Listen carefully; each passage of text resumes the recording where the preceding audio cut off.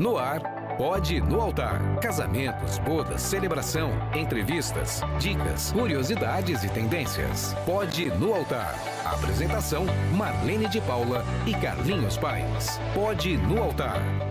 Olá, está no ar mais uma edição do nosso Pode no Altar. A cada episódio, sempre boas novidades, um bom papo. E você que ainda não se inscreveu, faça isso, viu? Inscreva-se, curta tudo que a gente faz e compartilhe também, não só com os noivos, mas se você conhece alguém que trabalha na área de casamentos, quer uma boa dica, então participe aqui do nosso podcast, sugestões também a gente aceita. E hoje tem um tema legal também, não é? É isso aí. Saboroso, doce. A melhor parte do casamento, com os docinhos.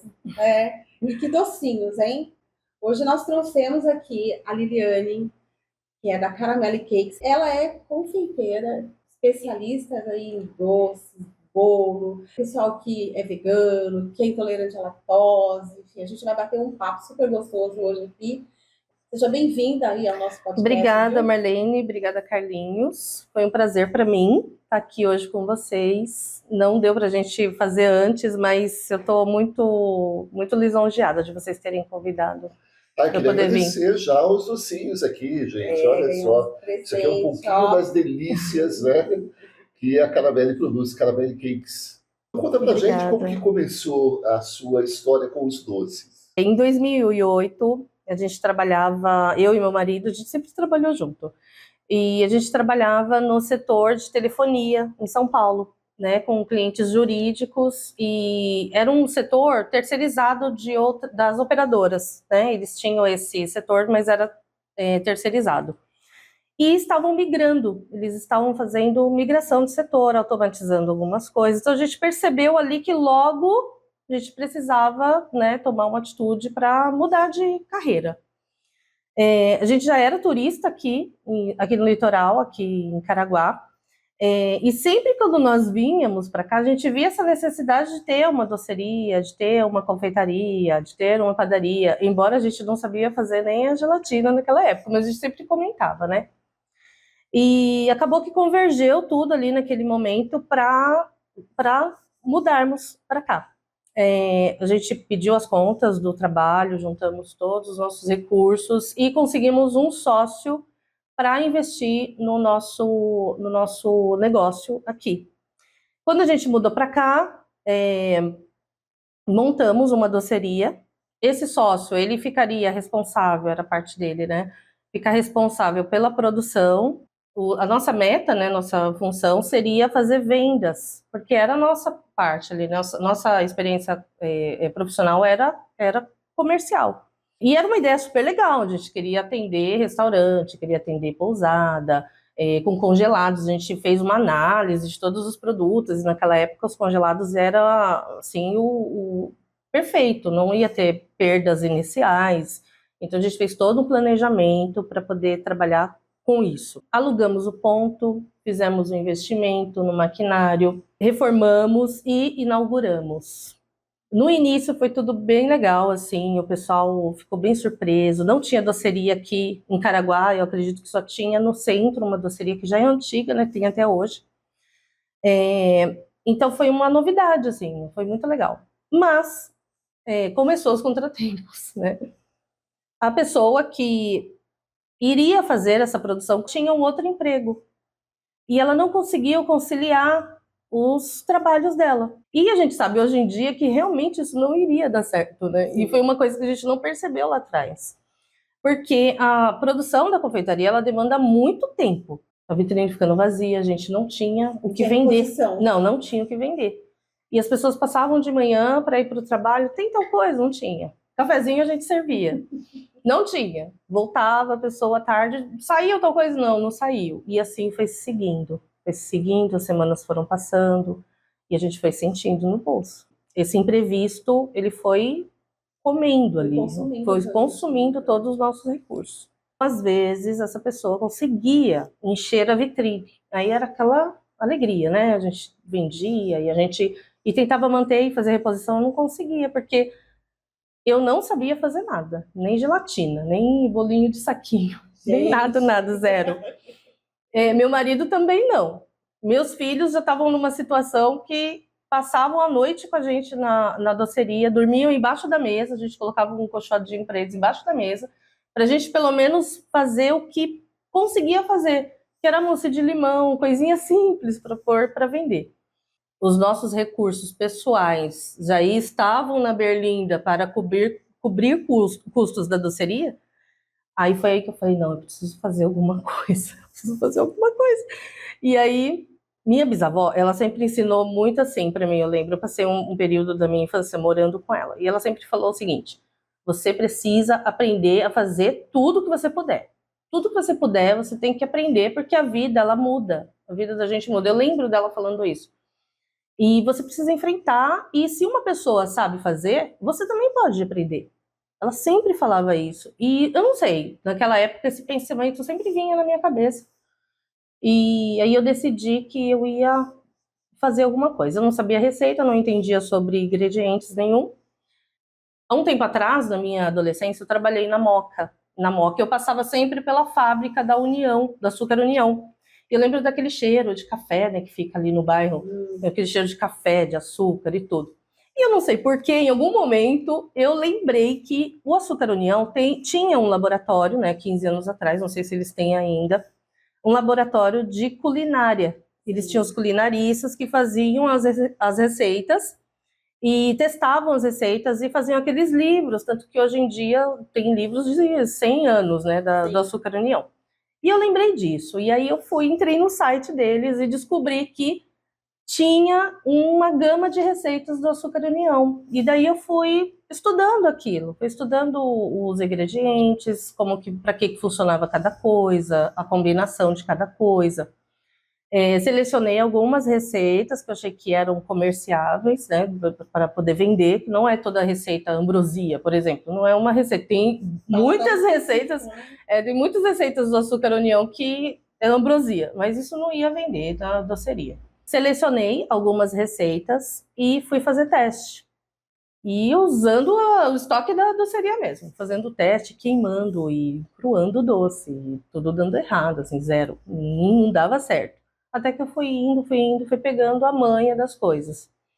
Com o tempo, né, passou algumas semanas, a gente já estava servindo, que eu estava produzindo torta holandesa, a massa patachu, que é uma massa que ela é bem versátil, que depois de muitos anos eu descobri que era uma massa francesa, super difícil, dada até na universidade, e eu aprendi a fazer ali na raça. E a gente fazia Carolina com ela, fazia Eclair, fazia Paris-Brest. Por exemplo, esse doce, o Paris-Brest, era um doce que era uma novidade. Então, por mais que a vitrine estava, né, meio sem graça, as pessoas tinham curiosidade em comer aquele doce. E sempre pediam.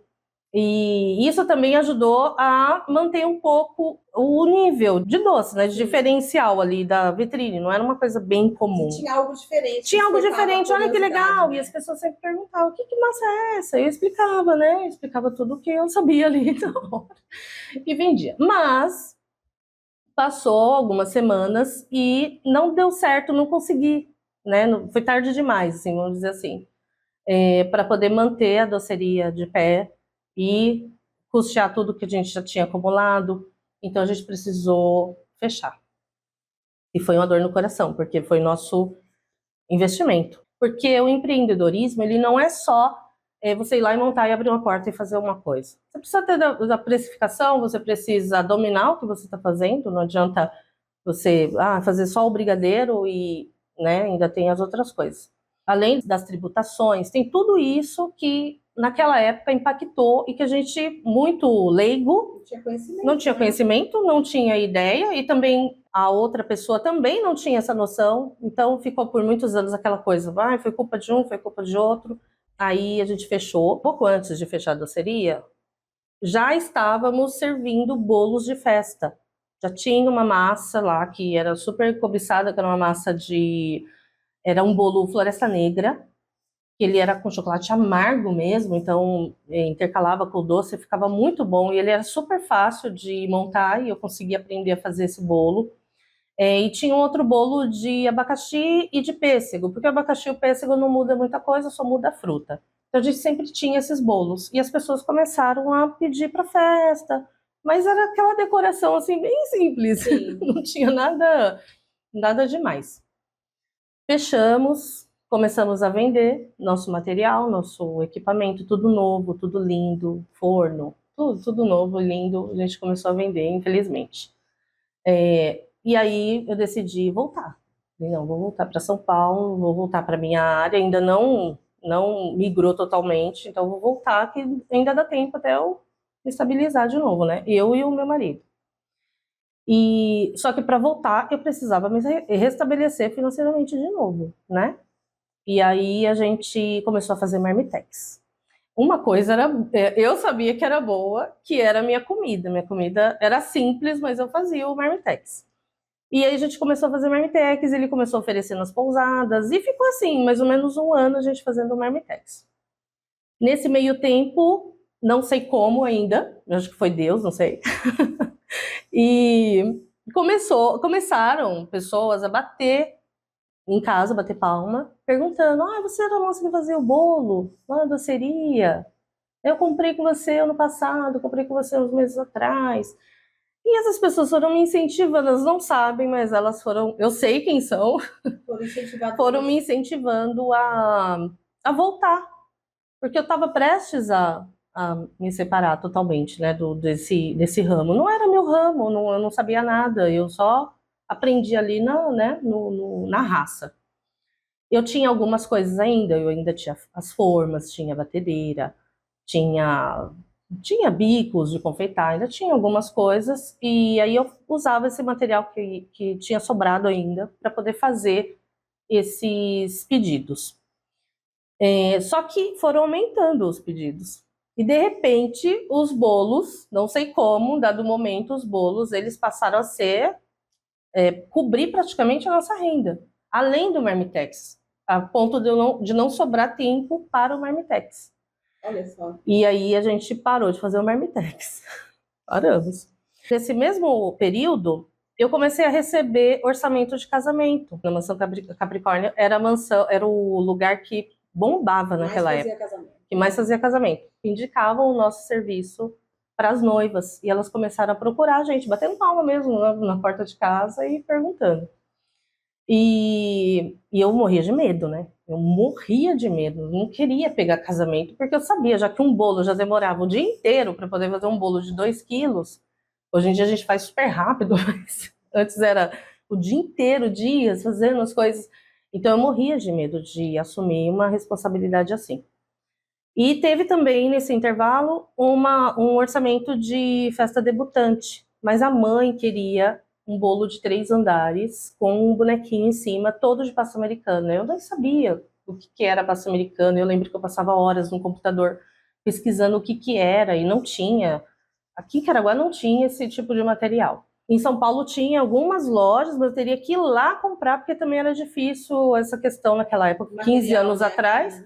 Não tinha nada disso. Não tinha YouTube naquela época, com ninguém ensinando nada. Não existia Instagram, não existia ainda.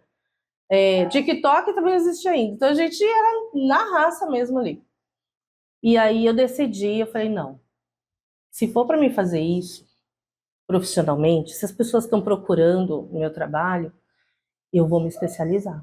Uma dos motivos, né, que eu decidi continuar mesmo foi o fato de eu poder também cuidar dos meus filhos. Eles eram pequenos na época, a Agatha tinha 6 anos e o Karan tinha 10 anos. E a confeitaria, ela me deu essa chance de estar presente na vida deles e recomeçar.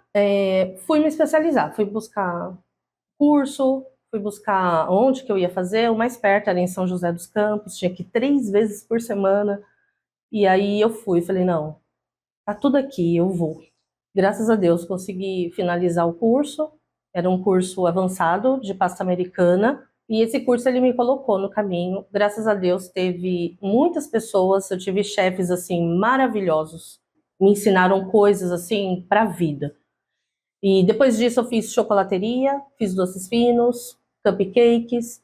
Então, já bem na sequência, então já me ajudou a abranger esse mercado que não tinha aqui. Olha, é uma história bonita, é uma história bonita, envolve superação, tem essa questão familiar também, aquela vozinha da sua avó, que você falou, aprenda um pouco com tudo. Isso aí são valores. Quando você adquire um produto, né, quando um casal faz o trabalho com você, está trazendo toda uma história. Existe uma energia muito boa nisso. E a lição que você traz aí para muitos empreendedores, que não é fácil, é um caminho árduo, né? Que exige assim, muita garra mesmo. O que movimentou você foi amor pelos seus filhos, né, também. O meu trabalho na confeitaria veio da necessidade mesmo.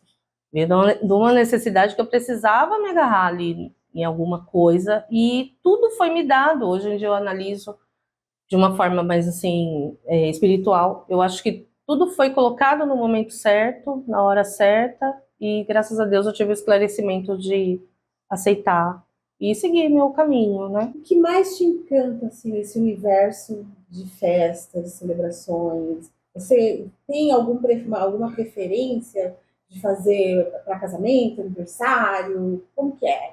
Saber que uma pessoa que eu não conheço, muitas vezes desconhecidos, escolheram o meu trabalho para estar com eles ali, para transcender gerações, porque é isso.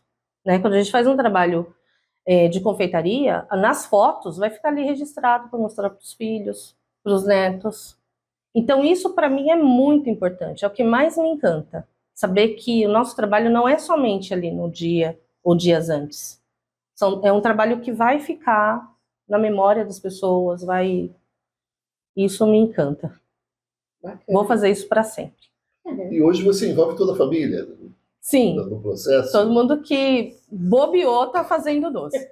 Tá enrolando doce, tá fazendo doce. Mas é gostoso, não pode bobear. Né? Não, é gostoso. A gente brinca, conversa, briga, mas tá dá todo certo. Mundo no mesmo barco, né? Sim. Hoje nós não vamos dormir porque pegamos uma produção enorme. É então isso mesmo, exatamente esse. Vai embarcar naquela produção. Ali, exatamente esse caminho. Até isso que eu ia perguntar. Vocês pegam desde o milho L até grandes até casamentos festas. grandes. Claro que, dependendo do tamanho do casamento, demanda mais tempo de produção, então precisa fechar também com mais antecedência, né, os noivos. Até com relação a isso, qual que é o tempo ideal? Uma pessoa contratar 1 ano de antecedência? 1 ano de antecedência seria perfeito, mas ninguém contrata com 1 ano de antecedência. Sempre com 8 meses a 6 meses de antecedência. Alguns até com 1 mês de antecedência, né, Marlene? Tem umas coisas que... Mas seria perfeito se fosse 1 ano.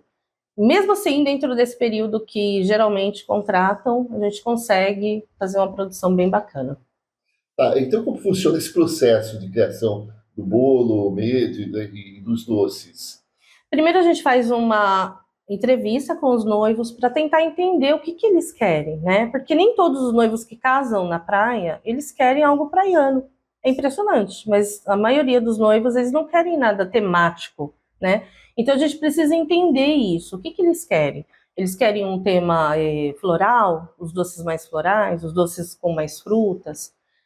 Depois dessa entrevista com os noivos, a gente faz um menu sugestão, é uma conversa a mais que a gente tem com eles. Eu gostei desse que você sugeriu, eu gostei daquele, tira as dúvidas e aí a gente parte para a parte do orçamento, para mostrar para eles como que ficaria.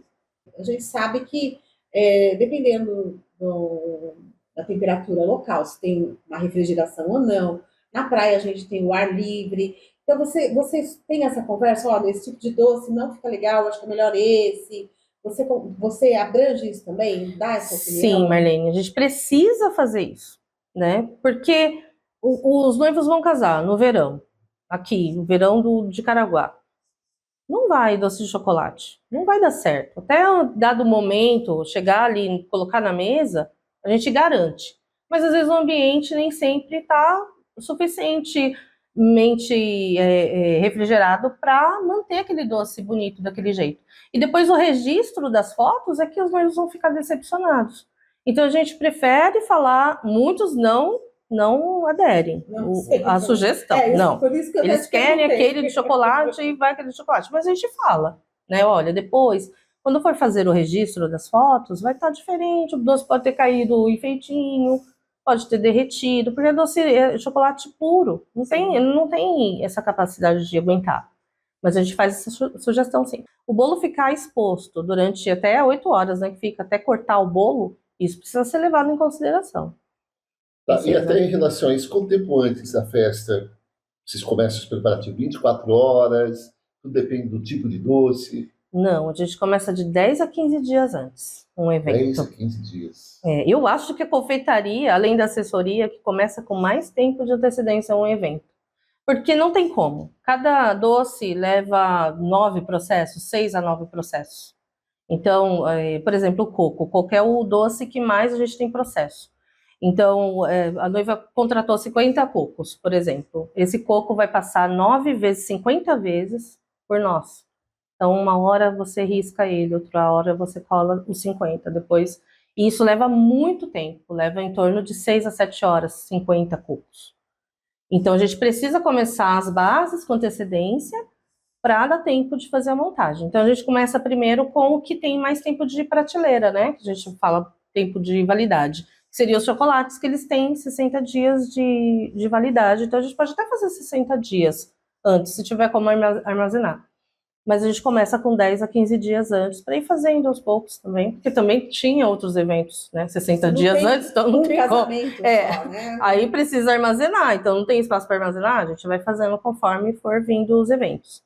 Começa com os chocolates, depois vem os enfeites, que normalmente também são de chocolate, depois vem os cremes, que mais têm durabilidade são os ganaches, eles têm mais durabilidade, até 30 dias na geladeira. E depois vem os cremes, aí vai diminuindo o nosso prazo.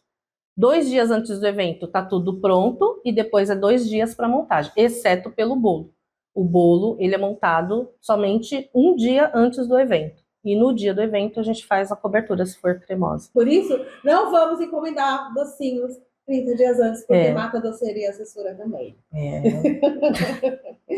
Agora vamos falar um pouquinho de tendência. O que hoje está em tendência nos casamentos, em termos de doce, de bolo? O que os casais têm procurado? O que sai mais? O bolo rústico, naked cake, ele veio para ficar. Já tem 10 anos já que ele está em alta. A maioria dos casamentos, as noivas pedem ele. E ele, provavelmente, ele vai ficar ainda por mais alguns anos.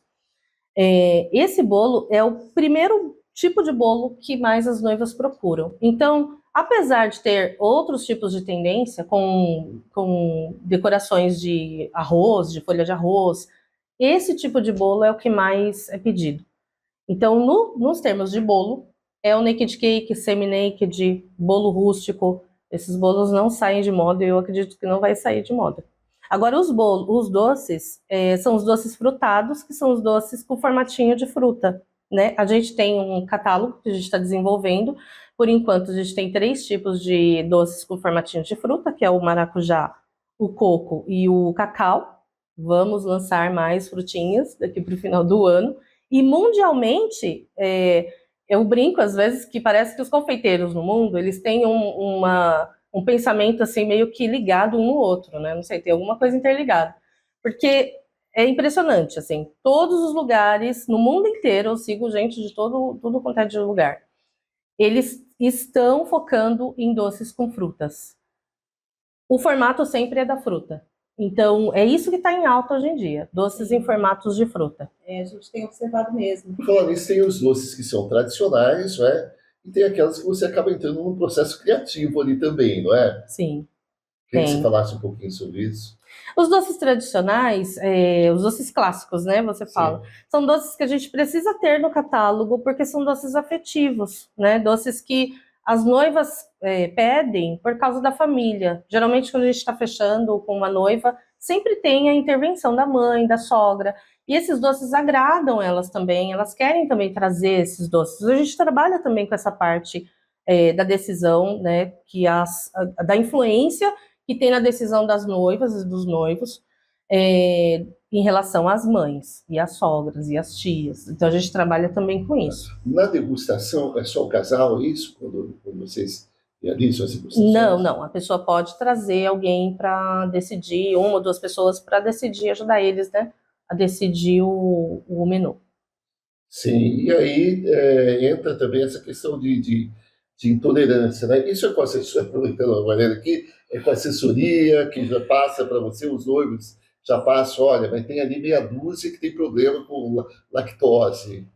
Então, nessa questão de intolerância, são muitas, né? Tem doenças celíacas, tem alergias, tem várias coisas. Então, a gente precisa ouvir os noivos, quantos convidados são, a idade desses convidados, para entender como que vai funcionar ali para eles se servirem. Muitas pessoas que são muito, muito, muito alérgicas, geralmente glúten ou a caseína, né? Que é a proteína do leite, essas pessoas já não comem. Eles não confiam, então eles levam, né, alguma coisa para eles, acabam levando. Eles já têm esse hábito. Mas se os noivos quiserem fazer essa gentileza de fazer uma coisa à parte para eles podem servir de duas maneiras, duas opções que a gente oferece. Fazer um kit para eles, dependendo da quantidade de pessoas também, né? E dependendo também do tipo de restrição que essa pessoa tem. Eu tenho duas pessoas que padrinhos, geralmente os padrinhos que eles se preocupam mais, né, e as crianças. Tenho duas pessoas padrinhos que são alérgicas ao glúten. Aí a gente desenvolve um cardápio para eles servirem, contratarem esse kit. Esse kit fica com o buffet e aí a gente vai precisar ter essa comunicação com a assessoria, com o buffet, para ver quem é que vai servir esse kit para o convidado X, com o nomezinho dele, tudo bonitinho ali, com bolo e doces. A gente faz dessa forma. Como que é feito esse cálculo do número de doces, assim? Por exemplo, no buffet eu imagino que a pessoa já tem, né, o padrão. A pessoa come tantos gramas por pessoa, né, por pessoa.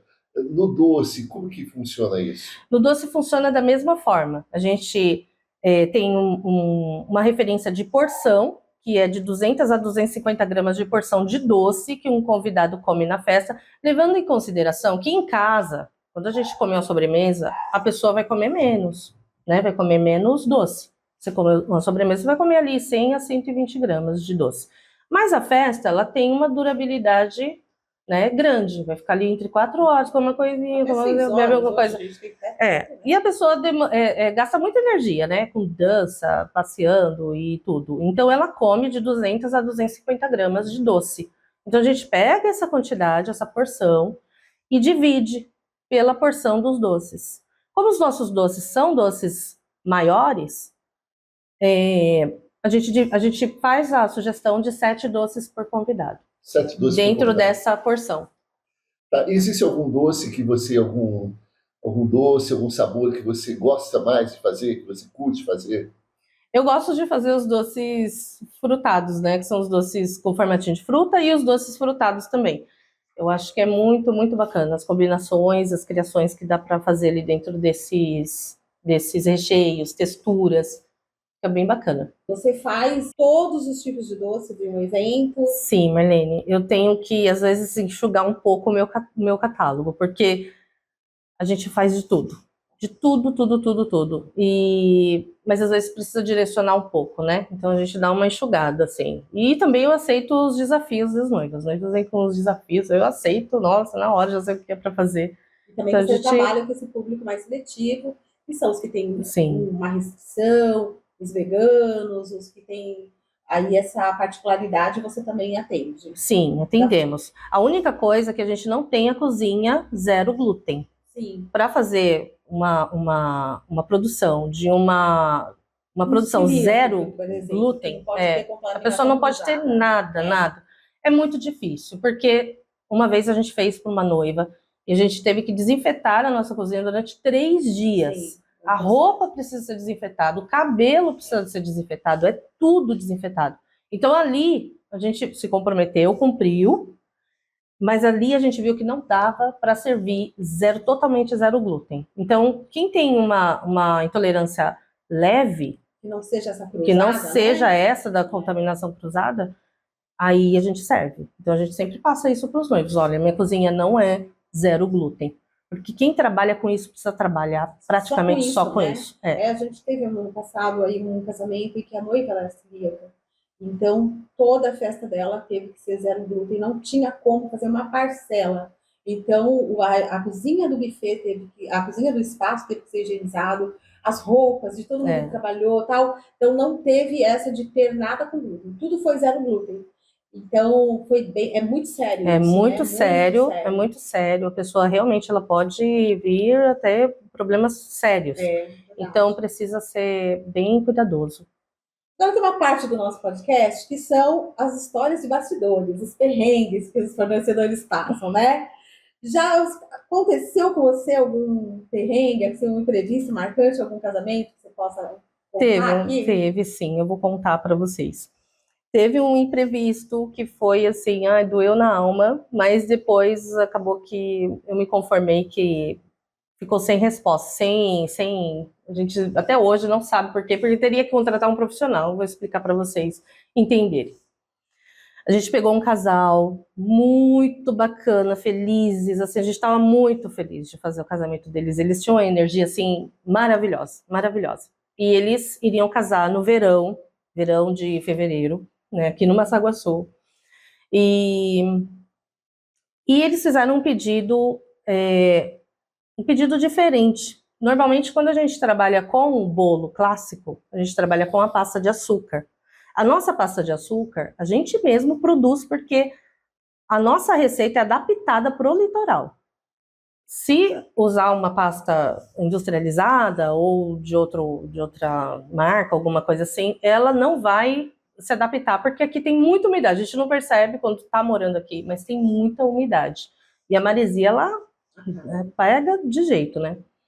E então nós desenvolvemos a nossa própria pasta de açúcar. E sempre quando tinha pedido de bolos clássicos, era essa pasta de açúcar. Só que os dois queriam uma pasta de leite em pó. A gente fazia já pasta de leite em pó para aniversários infantis. Normalmente as mães querem o bolo clássico, né, modelado, mas com a pasta de leite em pó. Tudo bem, não tinha problema, a gente tinha essa pasta, podia cobrir a pasta, ela queria no tom areia, né, um tom bem begezinho, para combinar com o mar, com os conchinhas e tudo, a gente combinou tudo e deu tudo certo, e tudo certo.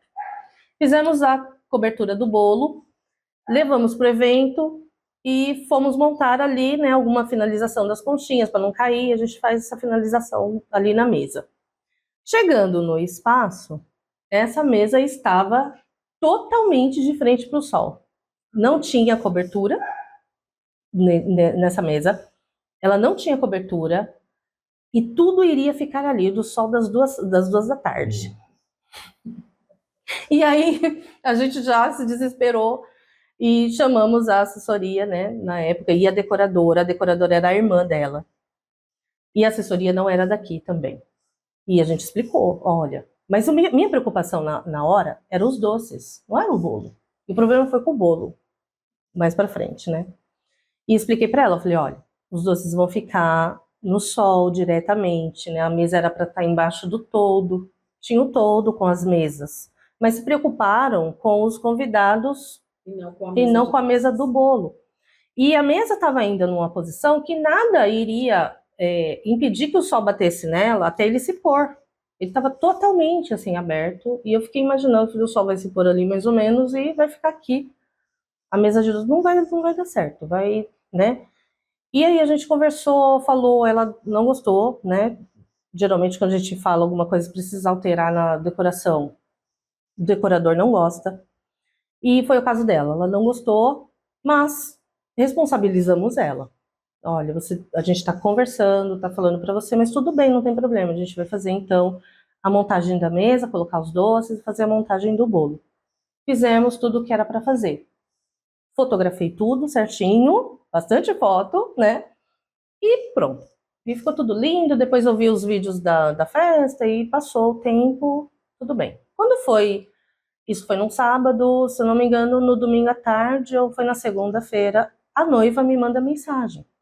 Uma avaliação gigantesca pra gente, falando que ficou decepcionada, que ela confiou no nosso trabalho, aquela coisa toda, né? E eu já bate o desespero, você já fica com o coração acelerado, meu Deus, né? Com certeza, eu fui continuando lendo, mas já sabia que era alguma coisa relacionada ao calor. E aí eu li toda a avaliação dela e, por incrível que pareça, para minha surpresa, não era relacionado aos doces, era relacionado ao bolo. Ela falou o seguinte, que o bolo dela, ela pediu no tom areia, e o bolo estava verde. Verde. Falei, não, a gente fez no tom areia. E ela, não, o bolo que vocês entregaram é um bolo verde. Aí mandou fotos para mim, da decoradora e da assessoria. E o bolo estava verde. Por incrível que pareça, o bolo estava verde eucalipto. Era um verde, aquela folhagem do eucalipto ficou daquele tom. Você deixou um bolo areia. Eu deixei um bolo areia. Falei, não. Eu deixei, olha, Priscila, eu deixei um bolo areia, tom areia, com as conchas. As conchas algumas tinham derretido um pouquinho na foto que ela enviou. E aí perguntei dos doces, falei, os doces? Não, os doces eu quero saber do bolo. O bolo, eu pedi o areia. E tá verde, você entregou verde. Eu falei, mas eu não entreguei verde. E procurei as fotos, tirei foto, mostrei para ela. Falei, olha, o bolo na minha foto tá areia. E ela falou para mim que eu tinha alterado, tinha editado a foto e tinha alterado o tom do bolo. E a gente ficou nesse impasse e discutimos, porque não tinha como que eu ia aceitar. Eu sabia, era uma verdade minha e a verdade dela. E ficou aquela coisa que não tinha acordo. E ela ficou super chateada, fez avaliação, né, nas nossas redes sociais sobre o bolo verde. E passou o tempo e eu não sabia o que tinha, eu não sabia, eu não entendia. Vi várias fotos de outros fornecedores, o bolo realmente estava verde. Eu não conseguia, gente, foi uma mágica, o bolo da Cinderela que mudou de verde. Mas quando Alguma você coisa. Esse bolo, a assessoria recebeu esse bolo com você? Recebeu o bolo, conferiu. Areia. Então alguém recebeu, né? Sim. Não sei se repararam no tom do bolo, Marlene. Que o areia com verde é bem diferente. Então, eu não sei se repararam no tom do bolo, mas enfim, né? Passou um tempo, passou, na verdade, 1 ano mais ou menos. E a gente eu sempre lembrava desse bolo. Gente, o que aconteceu com aquele bolo? O bolo é tom verde e a gente entregou areia. E aí, passou 1 ano mais ou menos, eu estava procurando algumas fotos para mandar para algum orçamento, né? Porque eu deixo lá na nuvem e vou lá, já fiz esse bolo, eu vou lá nas fotos e procuro dentro dos arquivos ali.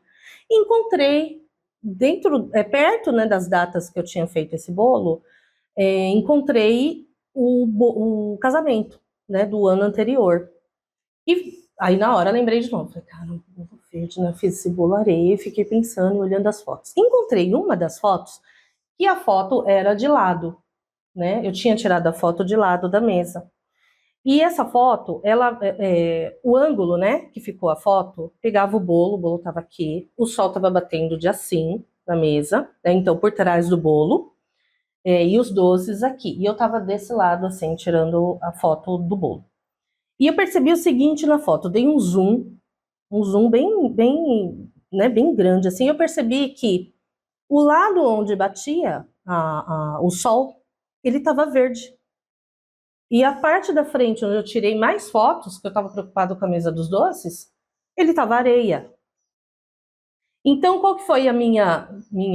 Na hora eu pensei, teve alguma reação química em relação ao calor e à cobertura do bolo. Olha que interessante. Olha que interessante, né? E fui fazer um teste. Falei, não, quero saber agora o que aconteceu. E lembrei que o bolo deles era exclusivamente, até hoje eu não recebi nenhum casal que pediu o bolo com a cobertura de pasta de leite ninho. E fiz o teste com o leite ninho, não fiz a pasta. Porque na época ela pediu leite de coco, leite condensado na pasta, e na hora eu falei, não, alguma coisa não é com leite condensado, e nem com o leite, o leite de coco, é com o leite em pó. Então o que eu fiz? Peguei o leite pó, coloquei num pratinho e deixei exposto ele na minha cozinha. Deixei para sempre lá. Coloquei no sol algumas vezes. E o que eu percebi nisso? Que ele vai mudando a cor conforme fica exposto. O leite em pó, ele muda a cor, ele começa a ficar opaco. Então eu acredito que com os outros produtos, o açúcar, o leite condensado, o leite de coco, ele teve uma reação química e ficou verde. Olha só, gente, que história, hein?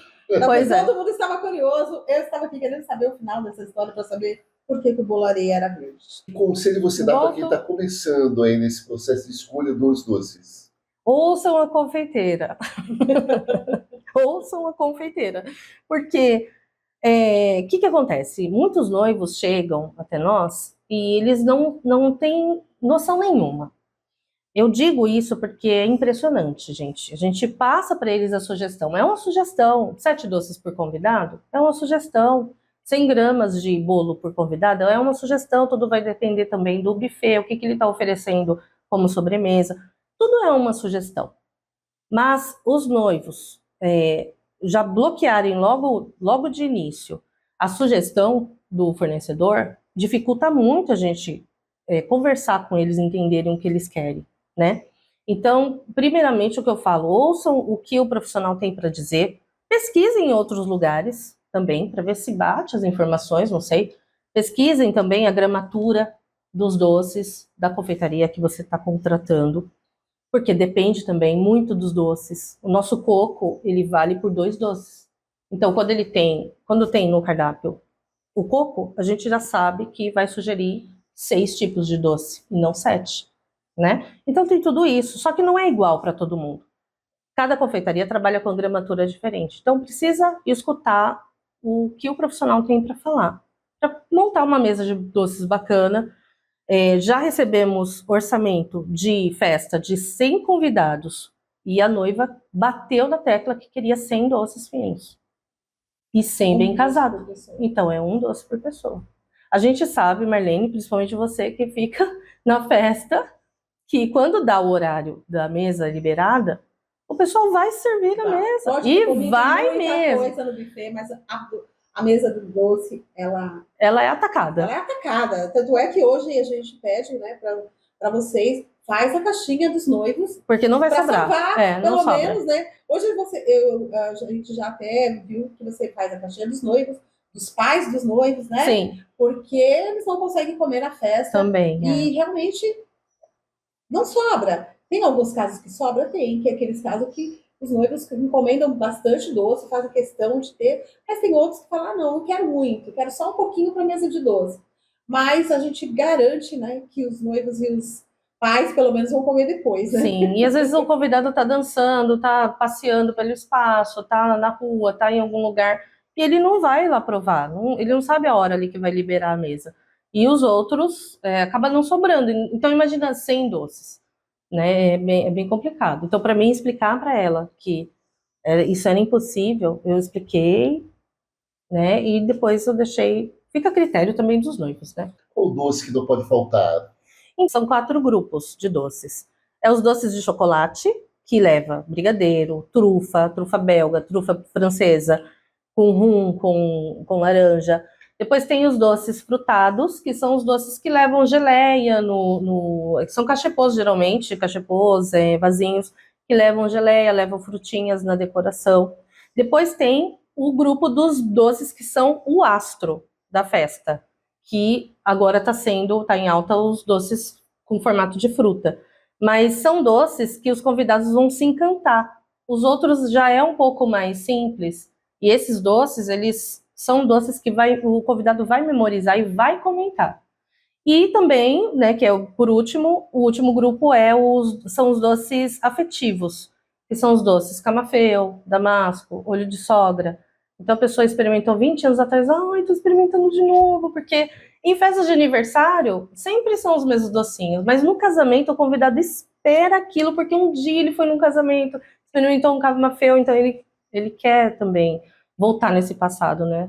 Legal, muito obrigado, viu, pela sua participação mais uma vez. Eu acho que foi também uma lição para muita gente, né? Para muitos empreendedores, que você tem que ter, além de talento, tem esse processo de desenvolver o talento, que foi o seu caso, e persistência, né?